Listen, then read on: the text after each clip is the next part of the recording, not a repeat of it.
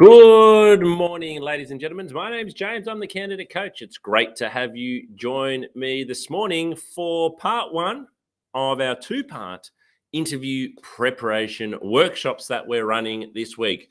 This morning, we're going to look specifically at what you need to do before you get into the interview room, how you can best prepare, and how you can do so in a way that is really going to help you to stand out.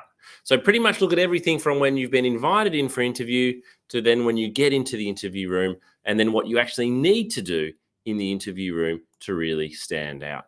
We're then going to round things off on Thursday morning, back here Thursday morning at 11 o'clock, where we're going to talk specifically about what you need to do to answer questions really well. So how do you actually give great answers to interview questions? So we're going to be spending about an hour on this workshop today. We are coming to you live. Thank you very much for joining us, and I hope you get a lot of value out of today's session.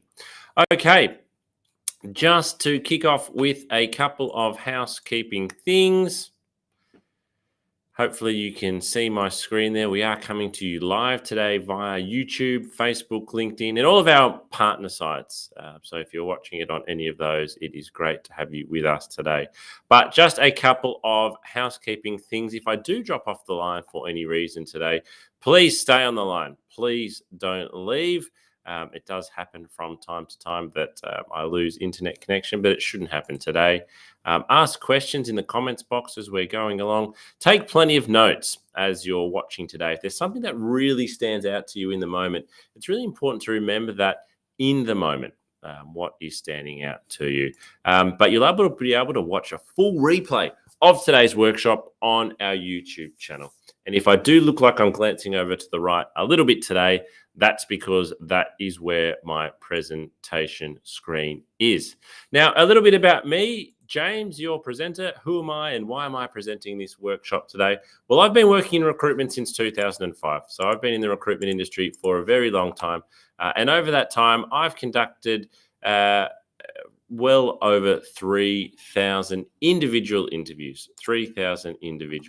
So that's where my training and my coaching for you today is coming from, having conducted over 3,000 interviews, over 600 group assessments. So I've seen candidates who have been absolutely fantastic on their resume, and then when it's come time to interview, they perform really badly. And regardless of how good their resume is, regardless of how good their experience is, regardless of how good their education is, if you don't perform well at interview, you may not get the job. On the flip side, if you perform extremely well at interview, you may not have the best background. You may not have the best education or the best experience. But if you can perform extremely well at interview, then you can still get the job. I've recruited, so we've got a focus particularly, at Smart Recruitment on recruiting soft skills. And when you're recruiting roles where soft skills like sales and customer service in particular are important, then the interview performance is doubly so important. Alrighty, so today, what am I hoping that you are going to learn today? Well, I'm hoping that by the end of today, you are going to learn couple of things. First of all, we're going to focus on pre-interview, as I said. So we're going to talk about where, getting the basics right before interview, why preparation is the key. We're then going to talk about during the interview. So what do you actually need? What are the skills that you need to have during the interview? How do you actually impress in the interview room? What is it that you can actually do when you're sitting across the table from that person to perform really well and impress them? What are recruiters actually looking for? What are some of the little things that you can do that can make a really big difference? And then thirdly, we're going to be talking about post-interview. So what should you actually be doing after the interview to continue to impress? When you've left, what do you need to keep doing? And then as I mentioned on Thursday, be back here on Thursday where we are going to run a session called How to Give Great Answers to Interview Questions, because this is one area that a lot of people can certainly improve on through practicing and knowing how to give great interview answers. Alrighty, part one, pre-interview. So I want to run a situation by you. But firstly, we've got one rule. There's really just one rule that I have as the candidate coach on what you need to do to stand out at interview. Preparation is the key. Preparation is the key to standing out at interview. Now, I know what you're thinking. You're thinking, James, you sound like a boring old man. Everybody knows that preparation is the key. So my question to you is, if you know preparation is the key, are you doing the preparation? Are you doing the preparation before each and every interview? Or are you perhaps thinking, I could do the preparation, but I don't know where to start. I don't like doing preparation. I find it really, really boring, and I kind of just don't want to do it. Well, I'm here to tell you that preparation is your friend. So, especially if you feel like you've got an interview for a job where you're not going to be the most qualified candidate, you're not going to be the most experienced, and you think, look, I'm probably up against it here. I would really encourage you to embrace preparation. If you can be the best prepared candidate for the interview, that is going to count for something. If you can do more research, if you can have shown more interest in the company, more interest in the job through your preparation, that is actually going to count for far more than you probably realize. And preparation you can do. So every single candidate here is on an even playing field. So everyone has different skills, different skill levels, different qualification levels, but preparation, we are all on the same playing field. So you can make your application stand out. You can do the preparation that I'm going to show you today. All right, situation. You've just landed a job interview. Congratulations. Question. How do you feel? How do you feel when you've just landed a job interview? If you had to pick from this list of emojis here, how would you feel? Are you the top left-hand corner? Are you happy? Are you excited? Perhaps you're down the bottom row. Are you really nervous? Are you really quite fearful all of a sudden? Because now the situation is real. Maybe you're a combination of both. Maybe you're excited, but also you're nervous because now you've got to go to an interview, which is going to be nerve-wracking. And suddenly it's becoming a really, you're getting quite close to actually getting the job. So before you hang up the phone, though, there are several questions that you need to ask. Because a lot of people say, oh, I've got a job interview. Fantastic. Tuesday at 10 o'clock. I'll be there. Great. Hang up the phone, get really excited, run into the next room and tell somebody. But there are some questions that you can ask before you hang up the phone that can really help you to prepare. So let's go through those. First of all, you need to say, who am I meeting with? Who am I going to meet with when I have my job interview?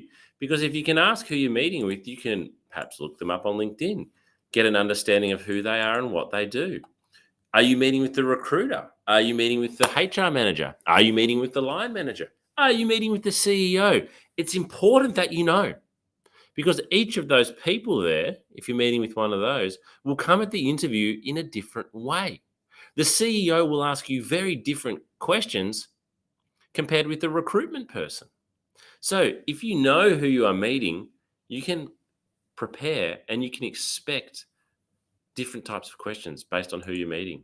Look that person up on LinkedIn, and to really stand out, use that information. So if the HR manager you're meeting with has been at the company for 5 or 10 years, you can ask them.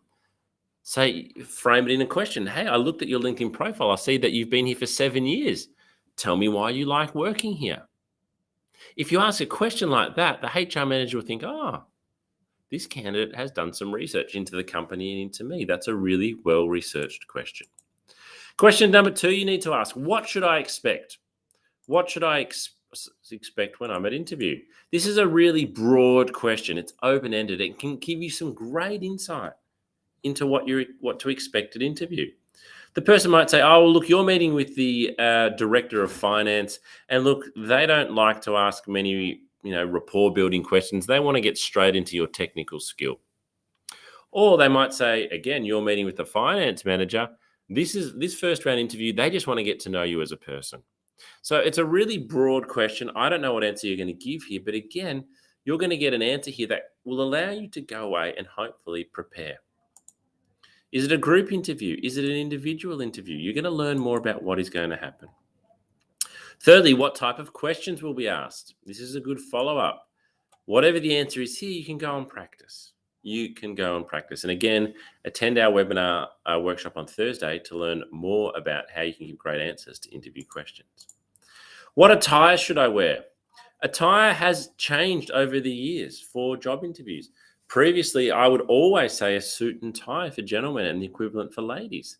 But the dress codes have relaxed. However, you don't want to get it wrong. It still might be a suit and tie for the organization you're going to, or the appropriate dress might be something more casual. What is car parking like? What is transport like? What's the best way to get there? You don't want to arrive in your car 15 minutes before the interview and find out that you have to drive 3 blocks away to get a car park. Plan to get there. How long will the interview take? Sometimes a group assessment can take up to 3 hours. Alternatively, sometimes you might be meeting with a CEO and the recruiter might say, look, you're meeting with the CEO. He never interviews candidates for more than 15 to 20 minutes. You need to know so that you can be prepared and so you can have an understanding for what's going to happen.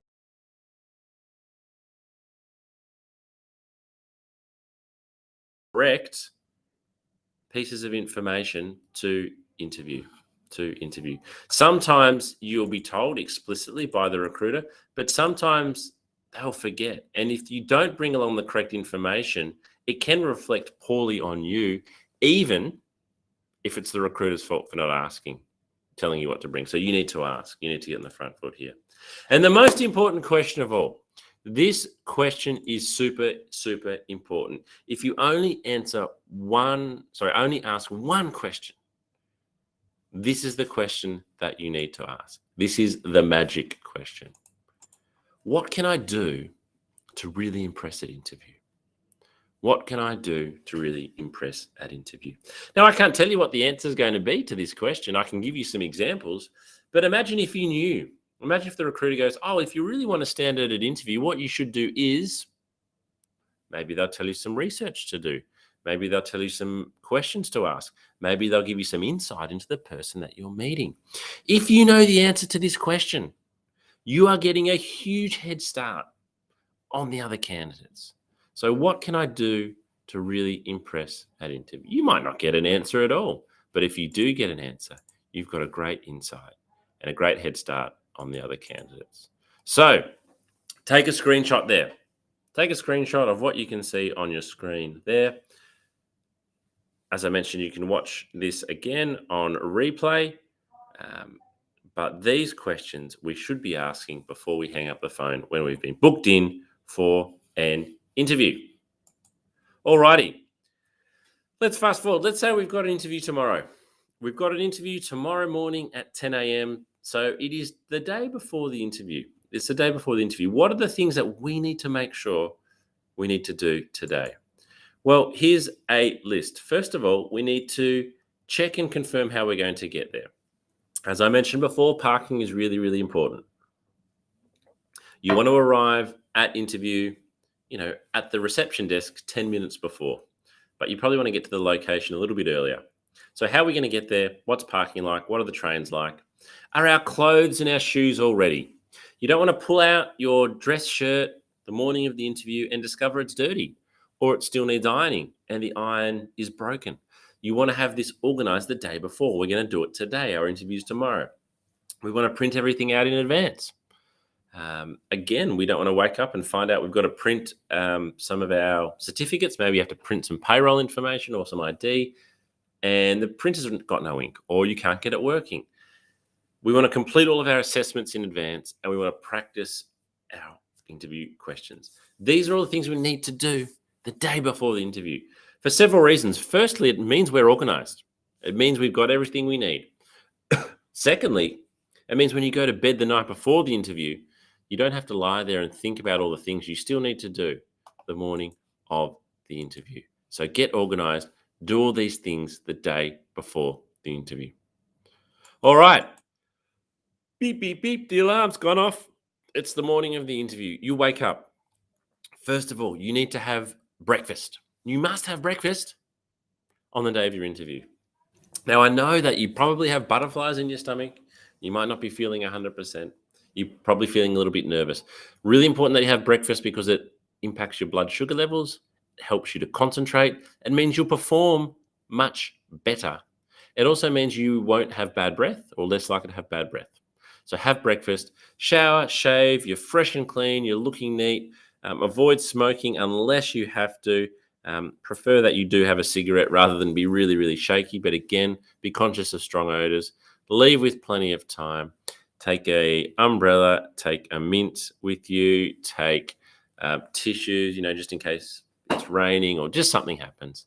And arrive at the location. So if you've got an interview, say in my office, arrive at the location, the address, I'd say at least 40 minutes early in case something delays you, but don't come to the reception desk until 5 to 10 minutes before. So these are the things we need to do up until the interview. Now, take along with you to interview. I've got a long list of things here that you may need to take. I suggest you take them in a compendium. So I've got a photo of a compendium on the screen there. You can purchase one of these from Officeworks or your local news agency for $20 or $30. And it looks really professional. If you turn up to an interview with a compendium, you look really professional. I use a compendium whenever I go for any meeting, and I have a pen in there and a notepad and business cards, and I take notes. Do the same for your interview, but also bring along everything we've got listed there, a copy of your resume and your cover letter. Have one with you just in case. 5 or 6 prepared questions. This is absolutely key. Absolutely key. This is the most important thing for you to bring along is 5 or 6 questions that you've written down in advance. You've written these down in advance based on the research that you're doing. Now, I would not suggest asking 6 questions most of the time, but I want you to write this many down because maybe several of the questions actually get answered throughout the interview. And you don't want to look down and go, oh, the 3 questions I prepared have all been answered. So go along with 5 or 6 questions written down. Take any ID and anything else that you've been asked to bring, but take it all in a compendium. You will look professional, you will look prepared, you will look organized. So, as I've said, preparation is key. Preparation is your friend. Preparation is you can do. My question for you, can you do this preparation?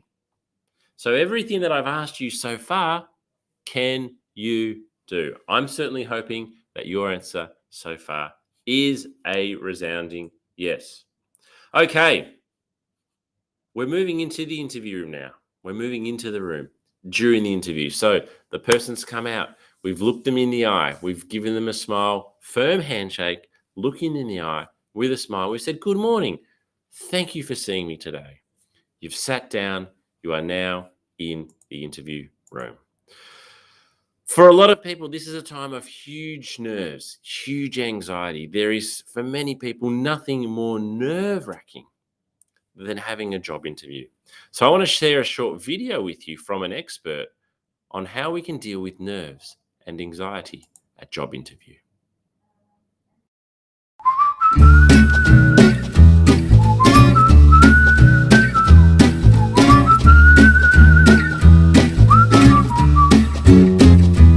Thanks for joining us at The Candidate Coach, Dr. Barker. Tell us a bit about your background and the type of work you do.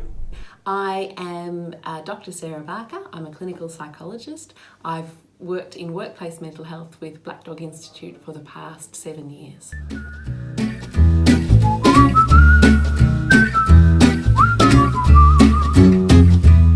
Dr. Barker, why is it common to feel nerves when going for a job interview? We commonly feel nervous, and I would say most people feel nervous when going for a job interview because we feel a lot depends on it and that we're going to be evaluated as well. So nerves are a very, very common response. It's really important to remember that the person who's doing the recruiting also feels nervous as well because they want to get the right person, and they're also aware that they're expecting people to come in feeling nervous as well. They know that that's a common human experience.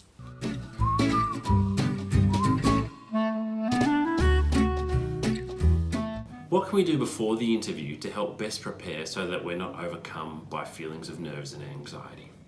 To best prepare ourselves to avoid some of those feelings of anxiety and nerves before an interview, firstly is to accept, I think, that they're going to be there and actually a few nerves are actually helpful. They help us give our best performance, give our best answers, think the best on the spot. So accepting that there's going to be a level of nerves is okay. But I think also probably an hour beforehand or the morning before the interview, really practicing some breathing strategies, whichever is your favourite breathing strategy, to calm those nerves down, calm the system down, calm the breath down, and allow your body to relax as much as it can into the interview. I also think preparing answers and having a practice in front of the mirror of some likely answers that are going to be, or likely responses to questions that are going to be asked, can be very, very reassuring, because often the questions we predict are there. And even on the internet, there are usually lots of questions for any job that are typical questions that you can then prepare a brief response reflecting on your experience beforehand. So it's not such a test in the moment then, because you've got some preparation behind you. The other thing I think too is reminding yourself, I've got this far and this is a good thing. And, you know, they're interested in getting to know me. I'm also interested in getting to know them, and concentrate on the relationship too and enjoy the relationship as much as you can. They're usually going to try and put you at ease so that they can see how you respond as well.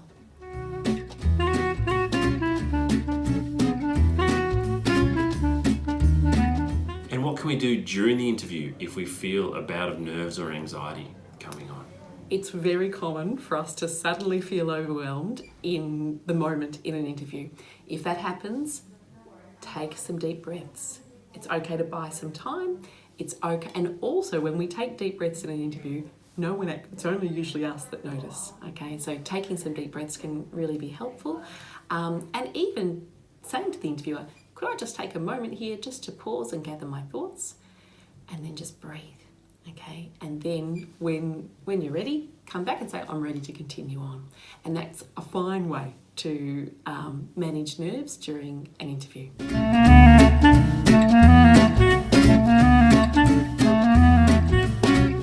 One tip that I think is a really useful one is to have a practice of your responses to the likely questions in front of the mirror. Something you might notice is that the questions you're feeling more confident about, you'll smile more, you'll be more relaxed, you'll, strut your stuff a little bit as you respond. You'll notice too, the questions you feel less confident about, you might stop smiling or your face might change.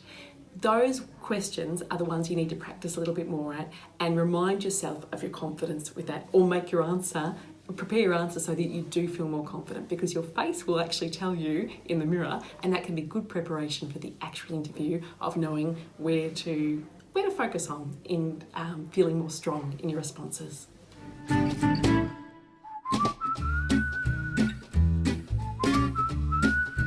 In summary, nerves and anxiety for interviews can be partially managed and avoided by preparing beforehand, using our breathing exercises and techniques to reduce stress so we're going in feeling calmer, and also during the interview by practicing those same skills. Often when we're nervous, we stop breathing or we breathe very shallowly. So if we start noticing ourselves doing that, really being conscious of our breath and paying attention to it and allowing that to carry us through.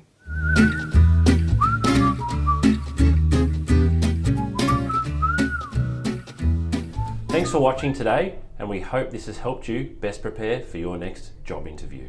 Good luck.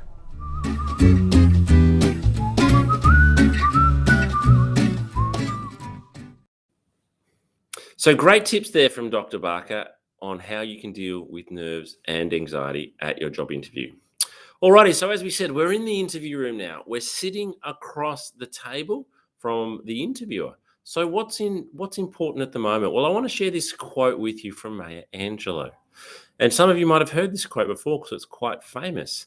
Maya wrote or said, I've learned that people will forget what you said. People will forget what you did, but people will never forget how you made them feel. People will never forget how you made them feel. This quote is really relevant to job interviews because recruiters actually will forget what you said. They will actually forget what you did. But they will remember how you made them feel. So if you can try to help make the recruiter feel relaxed themselves and comfortable and enjoy talking to you through building rapport and making a conversation flow easily, they are going to remember you as the candidate in that way. Now, they might consciously remember this, or they might subconsciously remember it. They might not be aware of it. But at the end of the day, when recruitment is a really competitive process and the recruiter is choosing between you and maybe one or two other people, the fact that you are able to get along well with the recruiter, the fact that you are able to help them feel comfortable around you and them around you could be the difference. I know it doesn't sound very scientific. I know that it doesn't sound technically correct, but it's important to remember that the interviewer is also considering you as a future colleague. Do they want to sit next to you? Do they want to be in an office with you? Do they want to work with you for 40 hours a week for 5 years? So you need to help create an environment of trust and comfort. So, how do we actually do that? How do we go about making people feel comfortable around you? Well, I'm going to share with you 11 tips from an article, and you'll see the link below the heading there. So, tip number one is get your smile on. Smile. We love it when people smile at us. Let's initiate the smile first. Secondly, give off a confident vibe. So, don't be arrogant, don't be cocky, but be confident. You have been invited in for an interview. You have been invited in for an interview. That means that at this particular time, you are one of the top 3 or 4 candidates for the job. You have beaten 95% of the other candidates. You've been invited in for an interview. So even if you feel nervous, try to show some confidence. Try to show that you belong there because you do. You do. Thirdly, dish out the compliment. So say something nice to your interviewer. Maybe it's just thank you very much for taking the time to meet with me today. I know that you're very busy. Or maybe it's I love the blazer that you're wearing today. Give out a compliment. People love receiving compliments. Slow your roll. So slow things down. A big mistake a lot of candidates make is they race through things. They rush through things. So when they're in the interview room, they talk really quickly. They feel like they've got to get all of their career history and all their study and all their achievements out really, really quickly. But just slow things down. Take your time when you're in the interview room. Have open body language. So a bit like I'm sitting with you now, be open and be facing forward. Don't cross your arms. Don't sit sideways because this is closed body language. Don't look down. Don't look down at the table. Don't look at your hands. Look the person in the eye. Have open body language. Show that you're actually listening. So how do we do this? Well, nodding a little bit when someone's talking to you. Maybe repeating what they're saying in the form of a question. So if they've said, can you tell me about your 3 greatest sales? If you're going for a sales job, you could start by saying, yes, I'd love to tell you about my 3 greatest sales. So you're repeating the question, which shows that you're listening. So that's one technique. Use the mirroring technique. So the mirroring technique, and I'd encourage you to Google it, involves communicating with somebody in the same style that they are communicating in. So the way they speak, mirror what they are doing, how they listen, because that's the way that they will receive communication back from you in a way that they can understand. Make them feel at home. Here's something that you might not have considered. The person that is interviewing you, it might be their first interview as well. They might only hire one person a year. They might have never hired anyone before. The interviewer may very well be even more nervous than you are. So if you can make them feel at home by doing some of the suggestions we're talking about and create an environment of comfort where you can both try to relax as much as possible, it is only going to work in your favor. It is only going to work in your favor. Be your hilarious self. There is absolutely nothing wrong with having a laugh. And be really honest. Be really honest. Don't be guarded. Be really honest. And finally, remember to be nice. Remember to be really nice to the person. Thank them for their time at the end of the interview. Just say, I really appreciate you meeting me today. I look forward to hearing back from you soon. So They are some tips for making people feel comfortable around you. And making people feel comfortable around you could be the reason that you get the job. All right, so how do we actually stand out of the interview room? What do we actually need to do apart from making people feel comfortable dealing with our nerves and anxiety? First of all, we can impress by showing them how much we know about the organization. We want to show that we have done a lot of research into this organization. We know what they do and stand for. We know what their values and beliefs are. Values and beliefs of organizations are becoming more and more important. So you want to show that you know them. We want to show that we have great market knowledge. We understand the industry. We're not just interested in just the job. We're passionate about the industry. We know what's happening in the market because we've done our research. We can find information in the media about the organization, particularly if they're large, if they're publicly listed, but even if they're not, we still might be able to find out some happenings maybe on their social media page. So we want to show that we've really investigated this organization very closely. We want to impress as well by showing we've got great knowledge of the actual position that we're going for. So how do we do this? Well, we understand what doing a good job looks like, and we can articulate this in the interview. We link our experience and our education to the position. We draw a bridge there. We understand the impact the position has and how important it is. And we impress with what we're going to bring to the team. So as I said earlier, remember, you are a potential colleague of the person that's interviewing you, particularly if it's the manager of the role. You would be reporting into them. So they are thinking, do I want to work with this person? Do I want them reporting into me? Am I going to enjoy working with them? Make them want to work with you. So what's with all the research? Excuse me. Why am I asking you to research the company, research the position? Well, I want to share a quote with you from a well-known recruiter called Stefan Wielak, who works for a software company. This is what he posted on LinkedIn earlier in 2021. Credentials on your resume will get you that first interview, but it's not the key to your next position. Looking at the people we recently hired or who will be joining us shortly, there is one thing they all have in common. They were uber prepared. They have dug deep into what we do and stand for. They impressed us with their understanding of our business and the problems we are trying to solve. Yet, not all of them were exactly what we were looking for. On the opposite side, I interviewed a candidate the other day who looked great on paper, but when I spoke with her, she had no idea of what we were doing and said she'd only research a company once she lands an on-site interview. Well, it's a Zoom interview these days. Though if you haven't spent any time researching our company, you're missing the mark. I understand doing research takes effort and you don't even know if it'll pay off.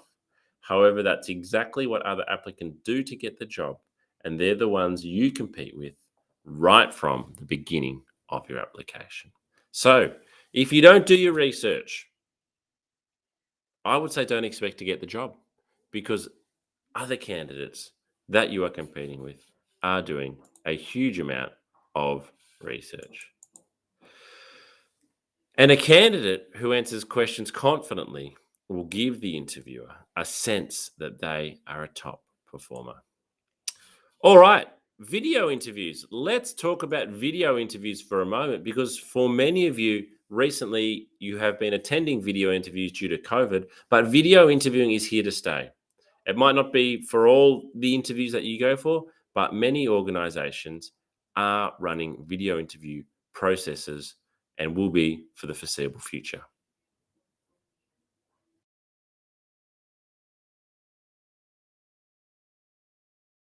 Hi job seekers, James here from The Candidate Coach. One of the most common questions we've been receiving lately is around how to best prepare for a video interview.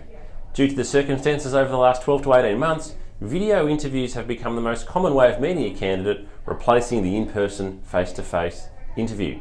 So here are my top tips for what you need to do to make sure you are best prepared and presenting yourself as well as you possibly can when your interview is over video. So there's 4 main things that you really need to consider. The first thing is camera height. This is the biggest mistake that a lot of people make, is getting the height of their camera wrong. If you've got a laptop, for example, that is sitting on a desk, you need to lift it up. The camera should always be at eye height. You want to imagine the lens of a camera is the eyeball of a person. So if you are looking down at your laptop or your phone, it's going to look back up your nose. So keep the camera positioned at eye height. One of the great ways to do that is to buy a tripod, something like this. So if you don't have a tripod, it's well worth going out and spending the money. Here's another one that I've got here. This one in particular I find to be really, really good. These have both got lights which help, but this one here, you can adjust it to a full standing height if you like. And it's available for not much money from a retail store. The second thing that is really important is the lighting. So having the light shining on your face. You don't want to have light shining from behind you because that creates a lot of glare. So have the light shining on your face, sit with a window facing you so that you are looking nice and clear on camera. The third thing is audio. You need to be in a nice quiet space so your voice comes across clearly, so that you don't have to yell, so that the sound is not distorted. If you are using a laptop, make sure you check about the sound direction. Some microphones only record from directly in front, and if you tilt your head sideways, the audio quality can go down quite significantly. And the fourth thing is, remember to show some personality with video interviewing. A lot of people speak to a camera in a different way that they speak to a person. So again, look at the lens of the camera and imagine you're speaking to a person. Smile, talk with your hands if that's what you do, but don't look around the room. If you're nervous, don't look down at your hands. Look at the camera and give an answer as if you were giving it to a person. This can be challenging, particularly if you are being asked to record answers and there's not actually a person that you are speaking to, but personality definitely comes through on video, so make sure you show yours. And with everything, practice. If you're not sure how you're going to present, or you think, I don't think this is going to work really well, set up your camera, hit record, and just speak to the camera. Talk, see how you look, and practice several times. This is going to be the new norm, or not the new norm, it is the norm for quite some time now, so it's really important that you understand how to best prepare for video interviewing. Good luck.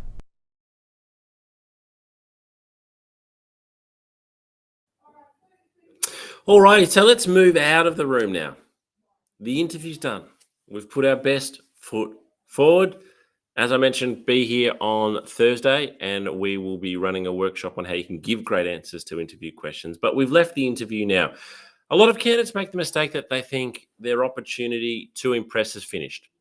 You've applied for the job, you've had a phone interview, you've had a face-to-face interview, maybe you've had several. And you sort of think, that's it, it's done. I will sit back now and I will just wait and hear. And if I get the job, I do. And if I don't, well, there's nothing else that I can do. Wrong. That is wrong, because you can keep on impressing after the interview. So post-interview, I highly recommend that you send a thank you note within 24 hours. Just an email or a text message simply saying, thank you for meeting with me. I enjoyed the interview and I look forward to hearing back from you soon. My colleagues sitting behind this wall love getting a thank you email. It does make a difference, and it shows that you have good manners and you're polite. Secondly, if you've been asked to do something, go and do it immediately. You might have been asked to send through your references. You might have been asked to go and complete an online assessment. You might have been asked to send through a portfolio of work. Do it straight away. The clock is ticking. If you do it straight away, you show that you are responsive. You're a responsive candidate, and you'll hopefully be a responsive employee. Thirdly, if a timeline for communication hasn't been established, it is okay. You can call the recruiter in 3 or 4 days just to check in. It shows you're keen. Don't be a stalker, but show your enthusiasm. And finally, be responsive, polite, and positive and professional, but in particular, positive at all times. Answer the phone in a positive manner. Keep on impressing after the interview. Whoops, we've already done that. How do we actually stand out at interview? Well, as I've said, preparation is your key. Preparation is your friend, and preparation you can do. So my question to you is, if you're still wanting more assistance, go and jump on our candidate coaching platform. We have got plenty of videos. In episode 8, we talk about getting the basics right for interview. In episode 9, we show you how you can go from good to great in terms of your interview performance. And on these videos, you'll hear from 6 or 7 different recruiters who will all give you their hot take on how you can perform well at interview. As I mentioned, be back here on Thursday, and you can watch me to speak with you on how you can give great answers to interview questions. So wherever you're watching this today, same time, Thursday, for giving great answers. A reminder though of everything that's available to you on your candidate coaching platform, from video coaching, resume and cover letter templates, interview questions, practice tests, checks, lists, articles, mental health support. All of our upcoming workshops are advertised, all for you for free. Before we go, though, and I'll drop this into the chat box for those of you watching on a partner site, please take 2 minutes to complete our feedback survey. We would love to get some feedback from you on what you thought of today's workshops. It really helps us as well to know what we should plan for in the future. Also, do follow our LinkedIn page. If you're not already following our LinkedIn page, I would love for you to do so. And that way we can communicate with you and you can learn more about upcoming events. Oh, excuse me. Okay, finally, we'll finish today with this video and we're going to hear from Dr. Sarah Barker again. And this is a really important topic. She's going to talk about how you can look after your mental health when you're looking for work. Because for many people, our mental health does dip when we are looking for work. The workshop will conclude at the end of this video. Thanks for joining me today. I hope to see you back here on Thursday. Bye-bye for now.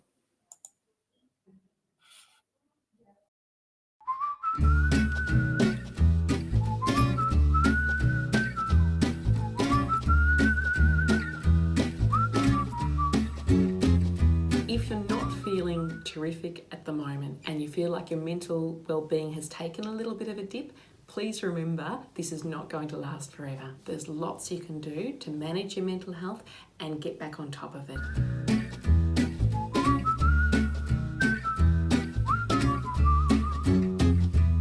I am Dr. Sarah Barker. I'm a clinical psychologist. I've worked in workplace mental health with Black Dog Institute for the past 7 years.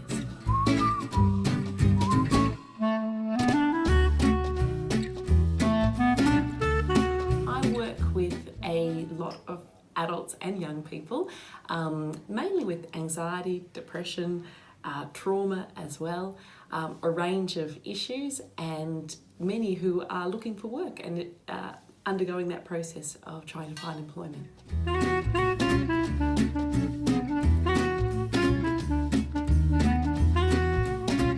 Looking for work causes mental strain because our identity is tied up with our work.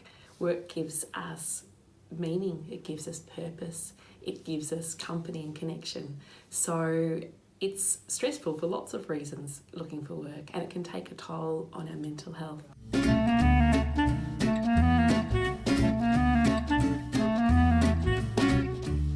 It's really important for us to be aware of the signs that our well-being and our mental health might be dropping.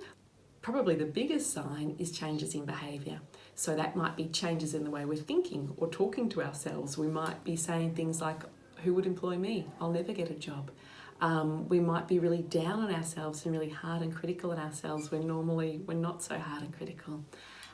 We might also, in our relationships, change our behaviour. We might be more snappy or more irritable with people that we love. That normally we might be a little bit irritable sometimes, but not irritable in that way. Losing interest in things that usually sparked us and ignited us and gave us joy. So perhaps usually we like walking the dog and suddenly we start thinking, I can't be bothered walking the dog today. That sort of thing, those changes in behaviour are really significant because they tell us that something's different, and if we're noticing, I suppose, more than one of those and it's affecting the way we feel, and this is over a period of say 2 weeks or longer, then it's a really good idea to have a chat to a GP that you trust, and find out what might be going on, have a discussion and see if there's any physical reasons for that, or if perhaps your mental health and well-being might be able to do with a little bit of extra support, and then the GP can refer you on to see a psychologist, a counsellor, whoever is most appropriate for you.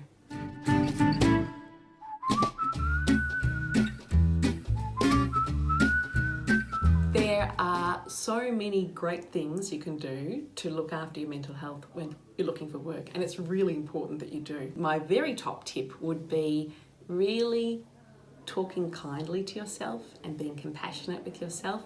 I think when we're looking for work, we can have a lot more questions like, will I ever get a job? Will I ever be employed? It can feel like this could go on forever. So being kind to ourselves and saying things like, it will work out. There will be a day, my efforts will be rewarded. It will just take time. I just need to keep trying. Reminding yourself of your strengths. And that might even be tapping into people you love and asking them what your strengths are, because sometimes it's harder to find them when our mood's a bit low and we're feeling more worried. We can be harder on ourselves. I think that routine is really, really important to our well-being. When we're looking for work, we mightn't have such a regular routine because there mightn't be a 9 to 5 start and finish time for a job. Well, there isn't. So instead, thinking about looking for work as a job in itself can be helpful. Having a start time and a finish time can be really helpful, and some set tasks that you hope to achieve that day. Purpose is really important too. So purpose might come through routine, but it can also come through other things. Meaning's really important, and our work gives us meaning. So when we're looking for work, meaning mightn't feel like it's there as much. Part of what we can do is infuse those tasks with meaning. So I am doing these things today, I'm looking for work, and that is meaningful in itself because there's an end goal to this. It will be something that's good for me and good for the people that I love as well.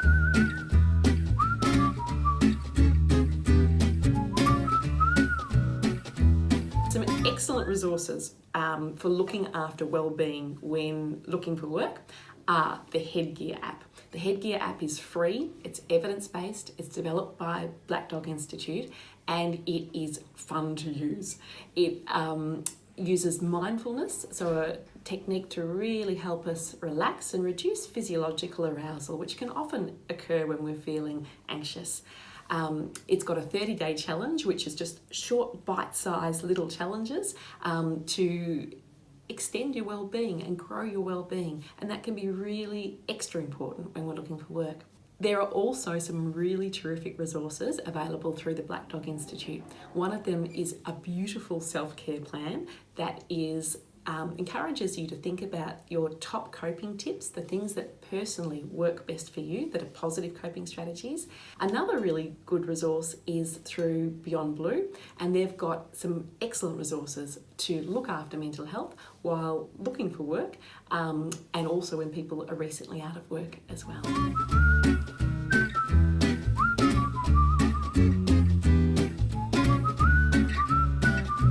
Probably time to seek professional assistance when you notice your mood is lower and you're feeling more down than usual, when you're worrying more and perhaps worrying excessively about things that you wouldn't normally worry about, and perhaps in your relationships too, when you're more tense with people and perhaps more snappy or irritable. All of these are signs that perhaps our mood is not in the greatest space and our well-being is not in the greatest space, and that it can be a great idea then to chat to your GP, who can then refer you to an appropriate person to help you strengthen your well-being.